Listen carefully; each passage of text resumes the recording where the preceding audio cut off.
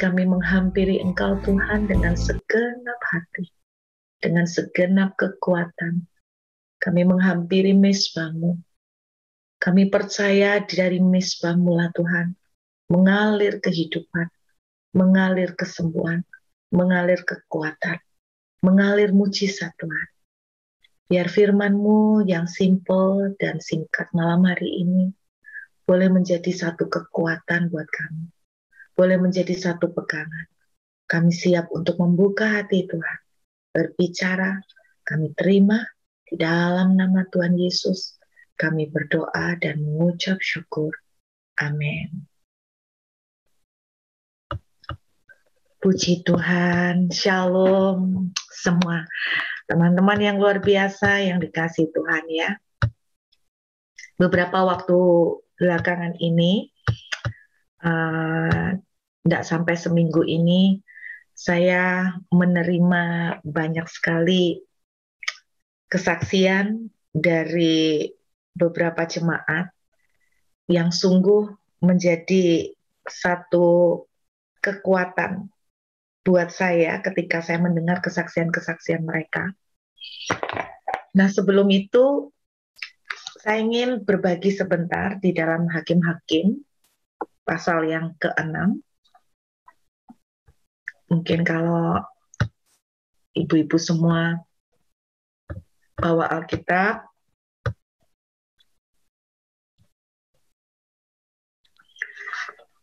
yuk kita lihat sebentar ya. Saya ditelepon seorang pengusaha tadi, pengusaha dari Singapura. Saya ditanya bagaimana kira-kira kondisi ke depan atas Indonesia maupun secara global. Terus terang, banyak dari kita juga nggak tahu sampai kapan ini akan selesai. Ketika dulu tahun lalu kita memprediksi bahwa tahun lalu bisa selesai, ternyata kita dikejutkan dengan munculnya banyak mutasi dan varian baru. Dan hari ini juga kita memprediksikan bahwa ketika semua orang sudah selesai divaksin, kita akan aman. Saya juga nggak tahu. Tapi saya mendapatkan satu kekuatan ketika membaca kitab Hakim-Hakim pasal 6. Saya akan ajak lihat ya, ibu-ibu. Kita baca dulu ya. Tetapi orang Israel melakukan apa yang jahat di mata Tuhan, sebab itu Tuhan menyerahkan mereka ke dalam tangan orang Midian 7 tahun lamanya. Dan selama itu orang Midian berkuasa atas orang Israel, karena takutnya kepada orang Midian itu, maka orang Israel membuat tempat-tempat perlindungan di pegunungan, yakni gua-gua dan kubu-kubu. Setiap kali orang Israel selesai menabur, datanglah orang Midian, orang Amalek, dan orang dari sebelah timur, lalu maju mendatangi mereka. Berkemahlah orang-orang itu di daerah mereka dan memusnahkan hasil tanah itu sampai ke dekat Gaza. Dan tidak meninggalkan bahan makanan apapun di Israel, juga domba atau lembu atau keledai pun tidak. Sebab orang-orang itu datang maju dengan ternaknya dan kemahnya, dan datangnya itu banyak-banyak seperti belalang. Orang-orangnya dan unta-untanya tidak terhitung banyaknya. Sekaliannya datang ke negeri itu untuk memusnahkannya. Sehingga orang Israel menjadi sangat melarat oleh perbuatan orang Midian itu, lalu berserulah orang Israel kepada Tuhan. Saudara bisa membayangkan selama 7 tahun orang Israel hidup dalam kondisi yang sangat susah. Kalau hari ini kondisi yang kita hadapin, menurut saya, kalau dibandingkan dengan Hakim-Hakim pasal 6, jauh lebih susah Hakim-Hakim pasal 6 ya.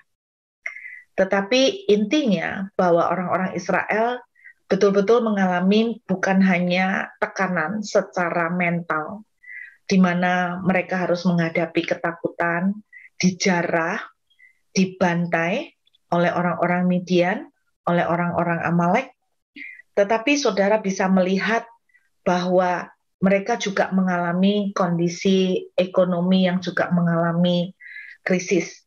Jadi mereka itu boleh dibilang mengalami kesusahan lahir batin ya, baik lahir maupun batin. Alkitab sampai menuliskan mereka sangat melarat. Mungkin keadaan kita tidak separah mereka, tetapi kita bisa belajar dari apa yang dialami oleh Gideon. Dan saya hari-hari ini tuh melihat begitu banyak miracle yang terjadi ketika kita itu mulai mengikuti jejak-jejak dari orang-orang yang sukses di dalam Alkitab ya Bapak Ibu. Kemudian kita melihat satu kali orang Israel berseru kepada Tuhan karena orang Midian itu, kita lihat ayat 8. Maka Tuhan mengutus seorang nabi kepada orang Israel yang berkata kepada mereka, beginilah firman Tuhan Allah Israel, akulah yang menuntun kamu keluar dari Mesir dan yang membawa kamu keluar dari rumah perbudakan. Aku melepaskan kamu dari tangan orang Mesir dan dari tangan semua orang yang menindas kamu, bahkan aku menghalau mereka dari depanmu dan negeri mereka kuberikan kepadamu, dan seterusnya. Saya mau lompat langsung ke ayat yang ke-11 ketika pertama kali Gideon ditemui oleh Tuhan dan mulai dipanggil untuk menjadi alat keselamatan bagi orang Israel. Kemudian datanglah malaikat Tuhan dan duduk di bawah pohon tarbantin di Ofra, kepunyaan Yoas, orang Abiezer itu. Sedang Gideon anaknya mengirik gandum dalam tempat pemerasan anggur agar tersembunyi bagi orang Midian. Anda bisa lihat bahwa Gideon itu mengalami ketakutan yang amat sangat. Suasana penjarahan, suasana chaos, kerusuhan terjadi dan dalam kondisi ekonomi yang susah. Alkitab menuliskan waktu itu Gideon sedang mengirik gandum dalam tempat pemerasan anggur. Di dalam tradisi orang Timur Tengah, Bapak Ibu, orang itu kalau memeras anggur, itu biasanya di bawah bukit, jadi istilahnya di bagian bukit yang bawah. Tapi kalau orang itu mengirik gandum, biasanya mereka ada memakai tempat di atas bukit, jadi naik gunung. Istilahnya kalau mungkin di Surabaya mereka tuh naik ke Tretes gitu ya. Kalau di Jakarta mereka naik ke puncak. Pokoknya mereka naik ke tempat yang tinggi karena mereka butuh bantuan angin. Sebab apa? Ketika mereka mengirik gandum, maka apa itu namanya ampas-ampasnya itu ya, sekam-sekamnya itu mereka butuh bantuan angin untuk waktu gandum itu dipukul-pukulkan, maka angin itu akan membantu menerbangkan sekam-sekamnya sehingga itu mempercepat mereka untuk mengirik gandum. Tetapi Alkitab menuliskan Gideon mengirik gandum tidak berani di puncak bukit, di tempat yang tinggi. Kenapa? Karena bisa ketahuan sama orang Midian, langsung ketahuan kan kalau ada sekam-sekam terbang, berarti oh ini orang Israel panen ini, orang Israel ada yang panen. Mereka akan langsung menjara dan habisin. Jadi Gideon tidak berani lakukan itu, makanya dia melakukan mengirik gandum tentunya dengan kondisi lebih sukar karena dia memakai tempat pemerasan anggur, jadi tidak ada bantuan angin, tentunya akan lebih sulit. Jadi istilahnya bahasanya sekarang itu mau kerja pun itu susah gitu loh. Sudah kondisinya tidak tenang, terus untuk ngerjain itu pun susah. Kalau sebelum-sebelumnya mereka bisa bebas dalam kondisi Hakim pasal 6, mereka tuh mau kerja itu susahnya setengah mati. Nah, saudara, hari-hari ini juga kita melihat, saya terkejut ketika banyak jemaat itu sharing bahwa kondisi mereka tuh begitu susahnya, sampai saya tuh mendengar juga banyak hamba Tuhan juga dalam tanda kutip, sampai hamba Tuhan juga mulai bukan banting setir, tapi mau tidak mau mereka juga harus bekerja. Jadi mereka nggak bisa lagi dalam tanda kutip seperti dulu full time pelayanan. Nah, kita melihat banyak keadaan yang sulit. Tetapi satu kabar gembira itu begini, walaupun Gideon itu tersembunyi ya saudara, kalau dia mengirik gandum di tempat pemerasan anggur, berarti kan tersembunyi banget gitu loh. Tetapi tidak ada yang tersembunyi buat Tuhan. Amin saudara ya. Sak susah-susah nih Gideon itu cari kerja. Sak susah-susahnya, sesusah-susahnya Gideon itu untuk mendapatkan makan. Sesusah-susahnya Gideon itu mencari nafkah. Ayat 12 mengatakan bahwa Tuhan itu ternyata melihat apa yang sedang Gideon alami. Tuhan itu walaupun dia tersembunyi, tetapi Tuhan tidak pernah bisa apapun, tidak bisa ada yang tersembunyi dari mata Tuhan. Jadi saya percaya banyak dari kita, mungkin ada beberapa di antara saudara yang hadir di Zoom malam hari ini juga ngalamin seperti Gideon, di mana ada pergumulan-pergumulan, tangisan-tangisan yang tersembunyi yang kita mungkin nggak bisa share ke orang lain, karena share ke orang lain pun juga nggak bisa banyak menolong. Ada banyak tangisan-tangisan di dalam hati kita yang orang lain itu nggak ngerti. Betapa susahnya seperti Gideon juga mungkin ada beberapa di antara kita malam ini sedang susah. Seperti Gideon, tapi percayalah Tuhan itu melihat, Bapak Ibu. Tuhan itu melihat. Tidak ada satupun yang tersembunyi sekalipun itu tangisan yang paling lemah sekalipun. Tidak ada yang tersembunyi dari telinga Tuhan. Nah, yang saya mau sharingkan malam ini adalah kita mau belajar melihat dari reaksi Gideon sepanjang ayat 13 sampai ayat 40. Kita bisa melihat bagaimana reaksi Gideon ketika Tuhan itu menemui dia. Lalu Tuhan itu berbicara sesuatu yang menyenangkan telinga, sesuatu yang menguatkan iman. Sama seperti ketika kita di masa-masa sulit, kita seringkali tiba-tiba dapat nubuatan, kita dapat pesan Tuhan yang menguatkan, yang menghibur, yang membangkitkan iman. Gideon juga demikian. Kita lihat ayat 12 ya teman-teman. Malaikat Tuhan menampakkan diri kepada Gideon dan berfirman kepadanya, demikian Tuhan menyertai engkau ya pahlawan yang gagah berani. Saudara, tidak sedikit dari kita, saya percaya kita udah mendapatkan pesan-pesan Tuhan, baik secara pribadi maupun bersama-sama, bahwa jangan takut, Tuhan akan menyertai kamu, engkau akan menang, engkau akan lewati ini dengan kemenangan, Tuhan akan menolong, Tuhan akan memberkati, Tuhan akan membuka jalan, dan sebagainya, dan sebagainya. Nubuatan yang positif. Semua orang selalu bilang, saya tuh dapat nubuatan bagus-bagus, Bu. Nah, ini seperti yang dialami oleh Gideon.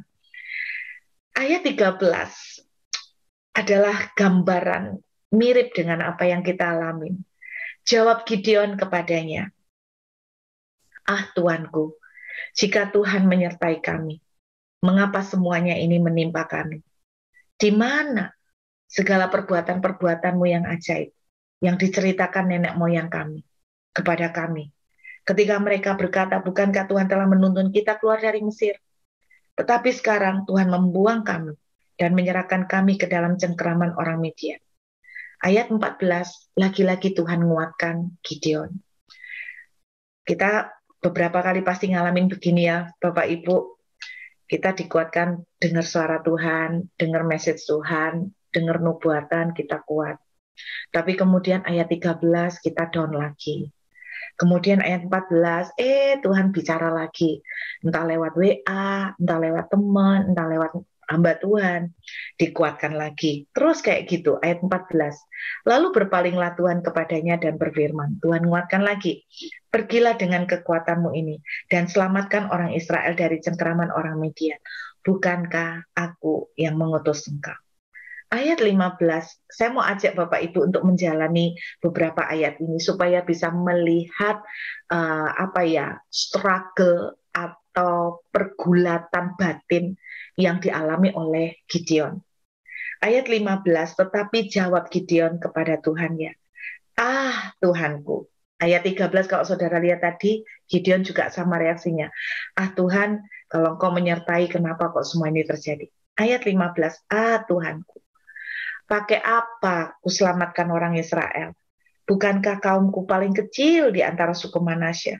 Dan aku pun seorang yang paling muda di antara kaum keluargaku." Sama, saudara. Ketika kita dapat kekuatan lagi, tidak lama kemudian kita down lagi. Kemudian kita bilang begini, "Ah Tuhan, mana janjimu? Katanya Engkau akan menolong, katanya Engkau akan memberkati." Kemudian Tuhan entah gimana kita dikuatkan lagi. Mungkin lewat Bu Gembala, mungkin lewat hamba Tuhan yang berkhotbah atau nubuatan. Kita dikuatkan lagi. Tapi tidak lama kemudian balik lagi, kambuh lagi, kumat lagi daunnya. Bukankah ini persis seperti yang kita alami Bapak Ibu? Kemarin saya ketawa ya dengar komentar dari seseorang. Orang ini cerita sama adiknya tuh gini, aku ini ya, kalau dengarkan Bu Ruth khotbah, dia bilang begitu. Bu Ruth itu kalau khotbah, katanya dia, itu simple gitu loh. Menurut dia, simple. Terus kemudian dibilang begini, habis dengar Bu Ruth khotbah, hati itu ayam, iman tuh bangkit, jadi dikuatkan. Dia bilang begitu. Terus lucu, dia bilang begini, tapi seminggu kemudian down lagi aku, down lagi, dia bilang gitu, down lagi gitu kan. Eh, terus denger lagi khotbahnya Bu Ruth, kuat lagi, dia bilang gitu. Tapi 3 hari kemudian, sumpek lagi aku. Terus adiknya tuh tanya sama saya, C, kok bisa seperti ini ya, C? Saya bilang, iya, karena apa? Gini loh, ketika Tuhan itu berbicara, nguatin kamu dengan nubuatan, dan kamu akhirnya harus back to reality, di mana kamu tuh harus menghadapi peperangan di dalam alam kenyataan. Nah, penentuannya itu di sini, saya bilang gitu. Nah, terus kemudian ini yang persis terjadi sama Gideon. Ketika Tuhan menguatkan lagi, kemudian Gideon lagi-lagi ngomong begini. Yuk kita lihat ya. Ayat 16, Tuhan nguatin Gideon lagi. Tuhan tuh baik loh Bapak Ibu. Berapa kali kita tuh down, dikuatkan lagi. Entah Tuhan kirim siapa, Tuhan kirim WA, kayak kuatin lagi. Down lagi, dikuatin lagi. Ayat 16, berfirmanlah Tuhan kepadanya, tetapi aku yang menyertai engkau. Sebab itu engkau akan memukul kala orang Midian sampai habis. Loh, Tuhan sampai meyakinkan Gideon. Gideon, nanti orang Midian tuh kalah sama kamu, percayalah. Kita lihat jawaban Gideon ayat 17. Maka jawabnya kepadanya, jika sekiranya aku mendapat kasih karunia di matamu, maka berikanlah kepadaku tanda bahwa engkau sendirilah yang berfirman kepadaku. Saudara, sampai Gideon itu ragu gitu loh, sampai dia itu minta tanda. Lucu sekali kalau Anda baca ayat-ayat selanjutnya, Gideon itu sudah dikasih tanda, tapi dalam perjalanan dia goyah lagi, terus minta tanda lagi. Sampai kalau saya hitung, Gideon itu minta tanda ping 3. Nah, kalau menurut saya Gideon ini persis sama kita. Kita ini ya kayak gini nih saudara, betul ya? Dikuatkan, lihat fakta, kok belum ada perubahan sama sekali, tidak ada titik terang, kita mulai down. Beneran tak Tuhan? Sing mbok omongno itu bener tak? Janjimu ini bener tak Tuhan? Beneran tak? Kok nggak ada tanda sedikit pun? Mbok kasih tanda sedikit aja buat bikin hati ini rada lega. Nanti mungkin dikasih tanda sedikit, kita masih kurang lagi. Beberapa waktu kemudian mulai ragu lagi. Itu yang terjadi. Akhirnya sampai ayat 40. Saudara, saya waktu melihat ini, ada satu kesamaan sebetulnya apa yang dialami Gideon, perjalanan yang dialami oleh Gideon di dalam perjalanan iman untuk menunggu kemenangan Tuhan benar-benar yang mutlak itu terjadi di tangan kita, sebetulnya sama semua dengan kita. Di tengah perjalanan kita melalui naik turun, gunung dan lembah, keraguan dan keyakinan, ketakutan dan ketenangan, itu ganti terus. Silih berganti dengan kita. Satu pelajaran yang saya terima beberapa waktu ini, saudara, satu pelajaran yang saya terima itu begini. Salah satu pelajaran.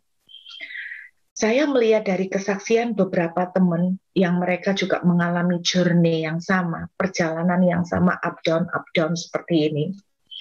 Saya tuh menangkap satu kata yang jangan sampai lepas dari kita, yaitu yang namanya konsisten. Maksud saya itu begini, biarpun kita tuh sampai down, bangkit lagi, terus kelepek-kelepek lagi, bangkit lagi. Kita tuh terus, istilahnya jangan sampai yang namanya konsisten ini hilang. Kenapa? Karena saya melihat bahwa ketika konsistensi ini kita hilang, kita akan kehilangan sebuah destiny yang besar yang Tuhan sediakan buat kita. Memang Gideon ini orangnya raguan, Yang saya lihat, satu kelemahan Gideon mirip dengan kita, yaitu ragu. Berkali-kali dia ragu, sampai dia minta tanda 3 kali. Tapi hebatnya Gideon satu ya, meskipun ragu, istilahnya ibaratnya orang ragu, tapi ya dia itu terus saya nyembah Tuhan. Kalau Anda baca, dia ragu, tapi ya terus saya belajar melangkah apa yang dia bisa lakukan. Walaupun dia tengah keraguan, dia terus maju melakukan apa yang dia bisa kerjakan. Itu yang saya tangkap dari dia. Saudara, kemarin saya tuh membaca kesaksian beberapa orang amazing banget. Saya cuma pengen sharing kesaksian ini ke teman-teman ya. Ini memberkati luar biasa. Saya waktu membaca kesaksian ini, saya secara pribadi ada lebih dari 1 orang yang memberikan kesaksian ini. Halo teman-teman, saya mau kesaksian. Perkenalkan, nama saya Vera. Dia menyebut namanya Vera. Dan dia mengizinkan ini dibagikan. Awal Agustus ini saya nggak tahu kebetulan atau enggak, semua pintu Tuhan membuka. Dan yang namanya berkat mengalir seperti hujan deras yang enggak rintik-rintik, tapi biar gitu katanya. Saya sampai betul-betul terharu, ya ampun Tuhan kok sampai segitu baiknya pada saya dan keluarga.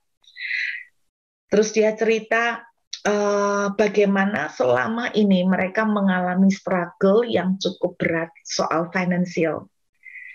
Singkat cerita, dia beberapa waktu terakhir ini, Anda bayangkan suaminya mempunyai sebuah pekerjaan sebagai kontraktor. Kontraktor itu dalam arti begini, suaminya itu misalnya beli tanah atau beli rumah yang murah-murah, terus dibangun ulang, terus dijual. Beli tanah atau rumah murah, dibongkar, dijual. Anda harus percaya bahwa selama 1,5 tahun, kalau kita mau jujur, usaha kayak gini ini susah. Betul nggak? Karena semua orang itu lagi susah, Bapak Ibu. Bagaimana orang lagi susah, istilahnya properti itu drop drastis. Properti itu terjun bebas. Gimana orang susah itu buru-buru suruh mikirin beli rumah, karena orang itu sudah akan mikirin makan aja sudah sulit. Secara manusia, pekerjaan yang mereka lakukan ini dalam tanda kutip itu nggak gampang. Tetapi kemudian singkat cerita, dia itu bilang begini, sejak beberapa bulan terakhir ini ada sebuah keanehan terjadi. Rumah yang dibangun suaminya terus dibeli sama orang, sampai beberapa rumah yang dibangun suaminya itu langsung dibeli beberapa orang itu, sampai katanya orang itu berebutan untuk membeli rumah yang dibangun oleh suaminya. Sampai dalam arti dia bilang begini, karena rebutan sampai suaminya dia itu dapat teror. Dapat teror itu dari saudara-saudara dari calon pembeli. Teror itu maksudnya tuh gini, sudahlah kamu kasih no rumah itu ke kita, kamu minta berapa? Kamu minta berapa M? Kita bayar, langsung kita transfer. Kamu jangan kasihkan dia, kasihkan ke kami. Sampai sebegitunya banyak beberapa rumah yang mereka jual, itu sampai menjadi rebutan seperti itu. Dan ini sebuah keanehan yang terjadi di tengah perjalanan pekerjaan mereka. Terus dia itu penasaran, kenapa orang-orang ini sampai rebutan, sampai gila-gilaan, sampai menteror suaminya tuh, ayo wis tala kasih ono kita nomor rekeningmu, kita transfer, kamu minta piro tak transfer sekarang. Ternyata mereka tuh cerita bahwa rumah yang mereka beli, pembeli-pembeli itu beli rumah dari suami istri ini, dari pasangan Bu Vera ini, ternyata rumah-rumah itu membawa hoki gila-gilaan bagi yang beli. Dan rupanya itu dalam beberapa bulan, anehnya Bapak Ibu, jual rumah itu bukan kayak jualan kacang ya. Istilahnya jualan rumah bukan kayak jualan lumpia gitu loh. Kalau jualan lumpia gedok tular, istilahnya dari mulut ke mulut, ini lumpianya si A ini enak, itu kita maklum. Tapi jual rumah itu barang mahal gitu loh. Anehnya mereka tuh sampai dicari banyak orang, sampai rebutan untuk membeli rumah-rumah yang mereka bangun dalam beberapa bulan terakhir ini. Bapak Ibu bisa bayangkan, Nah, satu kesaksian yang luar biasa yang dia itu bilang begini, saya itu melakukan apa yang dikhotbahkan oleh Ibu Ruth. Nah, rupanya tuh saya tuh nggak ngerti. Dalam beberapa kali khotbah, saya tuh kan memberikan tips-tips ke mereka di dalam khotbah-khotbah saya. Dan dia itu melakukan apa yang tips-tips yang saya lakukan. Misalnya begini, worship, menyembah. Mereka itu menyembah itu disuruh tak suruh gempur, tak suruh gempur. Kemudian yang kedua, salah satu tips lain yang saya berikan kepada beberapa orang itu adalah deklarasi. Dan mereka tuh deklarasi terus. Jadi baca Alkitab, terus juga saya ajarkan, saya membuat sebuah proyek yang namanya 24 Hour with God. Terus kemudian mereka tuh lakukan, Bapak Ibu, mereka lakukan. Jadi orang ini cukup sering mengikuti saya punya program Zoom, dan dia tuh lakukan terus. Kemudian dia bilang begini, salah satu yang saya ingin saksikan adalah bagaimana semua ini terjadi adalah dia bilang, saya belajar untuk terus-menerus, untuk tidak berhenti di tengah segala keadaan apapun. Saya tidak boleh berhenti untuk terus gempur di dalam menyembah.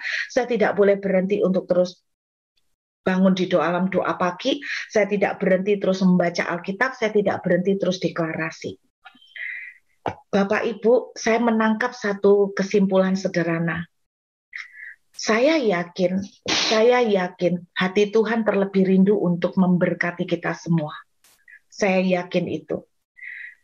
Beberapa hari yang lalu, seseorang DM saya bilang begini, saya sudah nempel sama Tuhan, saya sudah baca Alkitab, saya sudah nyembah. Kenapa kok Tuhan belum menggenapi janjinya? Dia bilang begitu, saudara. Saya cuma bilang begini, jangan pernah berhenti, teruslah konsisten. Sampai kapan? Sampai kemenangan mutlak terjadi di tangan kita. Jangan pernah berhenti. Apa yang dialami oleh Bu Vera, dia ngalamin terus seperti ini, sampai tidak pernah berhenti, sampai gencar terus. Sampai akhirnya melihat keajaiban, itu sungguh-sungguh terjadi di hadapannya dia. Saudara, satu kata sederhana malam ini yang saya ingin bagikan kepada teman-teman di Zoom. Teruslah menyembah Tuhan. Teruslah deklarasi, teruslah lakukan kebaikan, teruslah hidup dengan benar, teruslah melayani keluargamu dengan kerendahan hati, teruslah berbuat baik kepada keluarga kita, walaupun belum melihat keluarga kita berubah. Teruslah melepaskan pengampunan, walaupun belum melihat orang yang kita ampuni itu bertobat. Teruslah memberikan kemurahan, walaupun orang yang kita berikan kemurahan kok tambah semakin menggila. Jangan pernah berhenti. Satu pesan sederhana yang Tuhan taruh malam ini. Karena saya sangat percaya konsistensi itu merupakan sebuah kunci yang sangat penting untuk kita melihat keajaiban Tuhan. Lakukan terus. Teruslah menyembah. Teruslah baca Alkitab. Teruslah deklarasi. Teruslah mendekat dengan Tuhan. Terus bangun keintiman dengan Tuhan. Ada orang ngomong saya sudah deklarasi, tapi saya belum melihat mujizat. Saya katakan terus lakukan lagi, terus lakukan lagi, terus lakukan lagi. Sampai kapan Bu Ruth? Sampai kita melihat kemenangan sempurna terjadi di tangan kita. Saudara, saya terberkati dengan beberapa kesaksian teman-teman ini. Ada beberapa kesaksian yang amazing. Salah satunya lagi baru terjadi tadi malam. Dan seminggu yang lalu, saya tahu betul, seminggu yang lalu Bapak Ibu, dia diusir oleh yang punya rumah yang dia kontrak. Dan dia nunjukkan kepada saya rekening yang dia punya, saldonya 1.400 rupiah. Bukan 1.400 dolar, 1.400 rupiah Frans. Saya dikasih lihat di WhatsApp, ditunjukkan semua.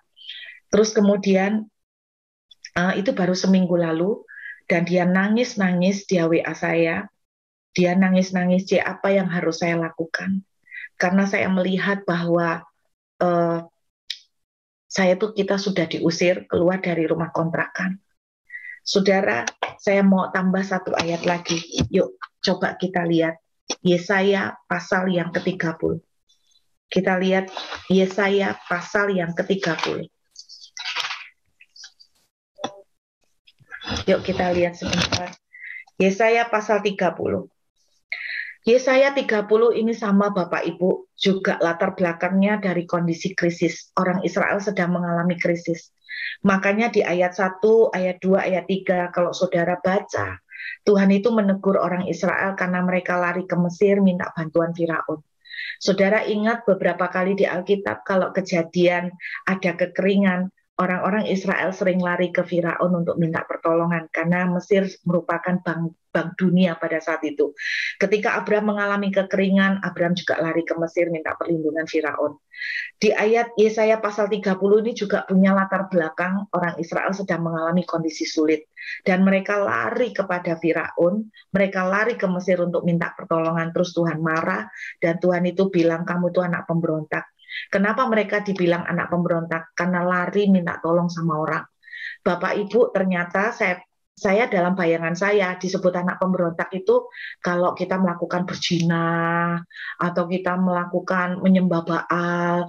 Ternyata waktu kita itu ngarepin orang, kita tuh berharap sama pertolongan orang, kita ngemis-ngemis sama orang, kita mengharapkan orang daripada ke Tuhan, itu juga dianggap sebagai pemberontak loh. Nah, terus Tuhan itu ngomong sama mereka, di dalam Yesaya 30 ayat 15, kita lihat ya, Yesaya 30 ayat 15, sebab beginilah firman Tuhan Allah Israel yang Maha Kudus, dengan bertobat dan tinggal diam, dalam tinggal tenang dan percaya. Jadi Tuhan ngomong begini, dengan bertobat dan tinggal diam kamu akan diselamatkan. Bertobat dari apa? Saya pikir bertobat dari, maksudnya yang tadinya berzina, suruh tidak berzina. Saya pikir itu. Tetapi kalau Anda baca konteksnya ayat 1, mereka kan disebut anak pemberontak gara-gara mereka tuh ngarepin orang. Mereka tuh karena panik, dalam kondisi yang tertekan, mereka tuh panik cari bantuan orang, ngarepin bantuan manusia. Nah, Tuhan itu bilang gini, bertobat kamu, jangan berharap sama orang. Saya diingatkan Yeremia, kitab Yeremia mengatakan terkutuklah orang yang mengandalkan manusia, yang mengandalkan kekuatannya sendiri. Jadi Tuhan itu bilang bertobat, tinggal diam, suruh belajar hidup tenang, belajar tinggal diam. Nah, kemudian saya melihat ayat yang ke-19, kita lompat langsung ke ayat 19 Bapak Ibu. Sungguh hai bangsa di Sion yang diam di Yerusalem, engkau tidak akan terus menangis. Tentulah Tuhan akan mengasihani engkau apabila engkau berseru-seru, pada saat ia mendengar teriakmu, ia akan menjawab. Saudara perhatikan ayat 19 baik-baik. Engkau tidak akan terus menangis. Berarti kan ada masa di mana mereka menangis. Betul kan Bapak Ibu? Ada masa di mana mereka menangis. Alkitab tidak menuliskan mereka udah nangis berapa bulan. Nggak dituliskan Bapak Ibu. Tetapi Tuhan ngomong, kamu tidak akan terus menangis. Terus mereka bilang, Tuhan mengasihani engkau apabila engkau berseru-seru. Berarti ada jeda waktu sekian lama, mereka itu sudah nangis, sudah teriak-teriak sama Tuhan. Lalu Tuhan bilang, pada saat ia mendengar teriakmu, ia akan menjawab. Lalu ayat 20 dituliskan begini, dan walaupun Tuhan memberi, dalam bahasa lain dituliskan mengizinkan terjadi, kamu itu makan roti dan air serba sedikit. Berarti ada kurun waktu, jeda waktu di mana mereka diizinkan makan roti dan air serba sedikit. Bapak Ibu, berarti kan mereka sempat menunggu gitu loh. Sempat menunggu di mana Tuhan belum membuat mujizat. Mereka sempat menunggu di mana Tuhan belum membuat breakthrough. Nah, banyak dari kita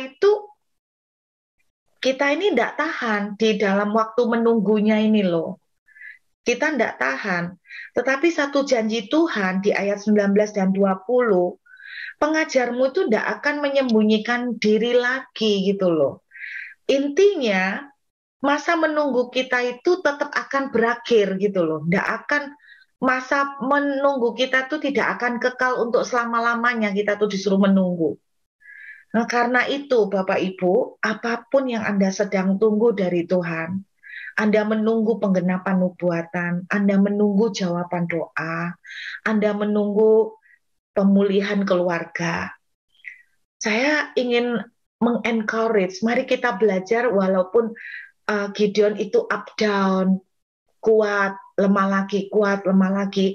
Tapi yang amazing Gideon itu disuruh apa istilahnya, disuruh buat mesbah, disuruh menyembelih korban, artinya dia tetap lakukan itu gitu loh saudara.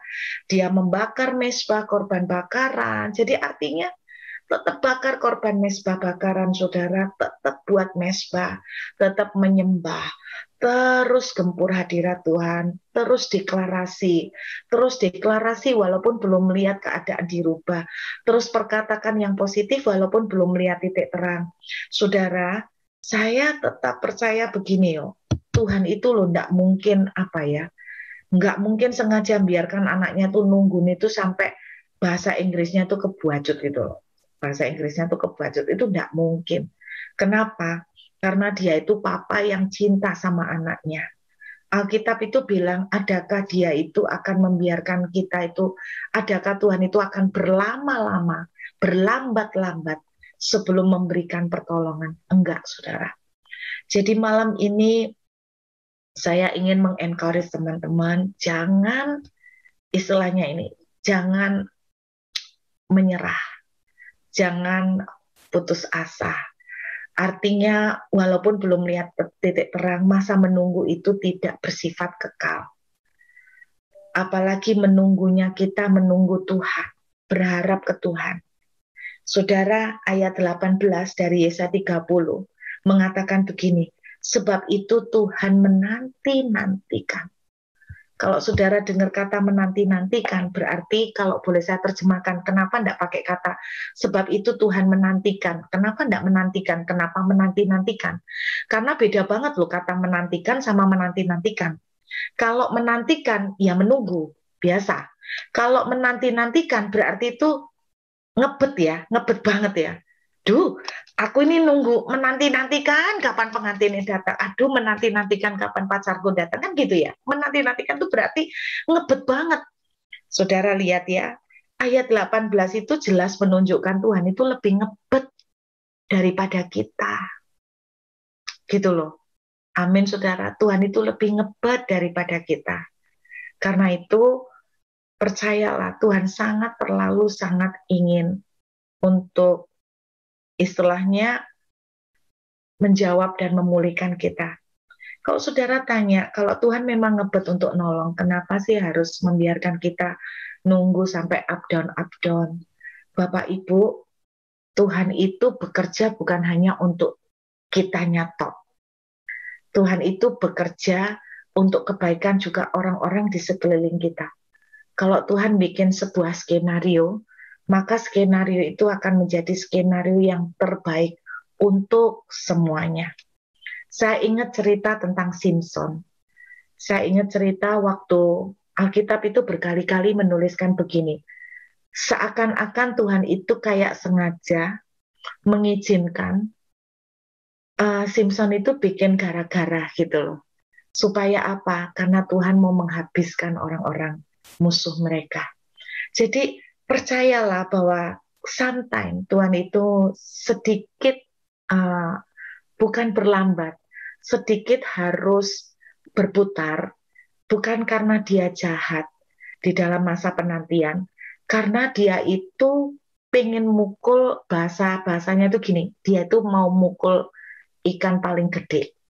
Dia itu mau kasih yang the best, kualitas terbaik buat kita semua. Saudara, kalau Anda membaca kisah Gideon, kenapa sih Tuhan itu sampai biarkan 7 tahun, nggak langsung aja dimunculkan Gideon, buat ditemuin sebelum 7 tahun, Gideon ditemuin supaya langsung menyelamatkan orang Israel. Karena buat Tuhan itu juga bekerja untuk pertobatan orang-orang Israel yang lain. Supaya mereka itu betul-betul makin mengerti Tuhan itu seperti apa, dan makin mengenal jalan-jalan Tuhan, sehingga ketika Tuhan menolong mereka, Tuhan itu, yang Tuhan rindukan bahwa mereka itu betul-betul akan punya hati yang baru, yang betul-betul hati yang takut akan Tuhan. Jadi saya percaya begini, Tuhan lebih rindu untuk menjawab doa kita semua, amin. Tuhan lebih rindu untuk memberkati kita. Tetapi kadang-kadang Tuhan mengizinkan kita sedikit berputar, bukan karena Dia jahat, best in everything. Tuhan mau kasih pukulan terbaik dalam segala area, semua jurusan itu dapat pukulan dan hasil yang terbaik. Satu bagian dan tugas kita, saudara dan saya, apapun yang sedang kita tunggu, jangan berhenti untuk terus menyembah, jangan berhenti untuk terus intim dengan Tuhan, jangan berhenti untuk terus melekat. Hari ini banyak mujizat Bapak Ibu, saya melihat banyak mujizat. 2 hari lalu ada kesaksian dari salah seorang jemaat juga 2 tahun, suaminya sudah minggat 2 tahun, Bapak Ibu, suaminya sudah minggat 2 tahun. Terus kita mengencourage dia untuk tetap declare tentang suaminya, tetap mendeklarasikan hal-hal yang baik mengenai suaminya, tetap menyembah Tuhan, tetap makin melekat dengan Tuhan. Tuh dia tiap hari Bapak Ibu, apalagi kena PPKM, doa pagi itu tidak pernah bolong, baca Alkitab, nyembah, gempur, sungguh-sungguh suka worship. Dan 2 hari yang lalu dia kesaksian, kami semua menangis, diberkati banget, suaminya itu datang, minta maaf sama dia dan Tuhan memulihkan. Kemarin saya juga dengar lagi satu pasangan yang sudah istilahnya udah ketok palu ya, udah ketok palu untuk cerai, dan Tuhan bisa membalikkan keadaan di dalam sekejap. Tapi memang saya lihat di balik mereka, di balik pemulihan-pemulihan ini adalah orang-orang yang tidak pernah berhenti untuk terus menggempur dalam hadirat Tuhan. Orang-orang yang tidak pernah menyerah untuk terus intim dengan Tuhan. Orang-orang yang tidak pernah berhenti untuk terus memperkatakan yang positif tentang suami, memperkatakan yang positif tentang keluarga mereka, mendeklarasikan firman, mendeklarasikan yang baik tentang anak-anak. Dan itu yang terjadi. Saudara, mari jangan berhenti. Apa yang sudah saudara kerjakan, mendekat kepada Tuhan, janji yang Tuhan sudah berikan, saya terlalu percaya ya dan amin. Tuhan tidak pernah gagal menepati janji. Tapi bagian yang harus kita lakukan adalah konsisten. Jangan pernah menyerah, karena saya percaya makin serem keadaannya, berarti breakthrough-nya sudah semakin dekat. Amin. Makin serem keadaannya, breakthrough semakin dekat.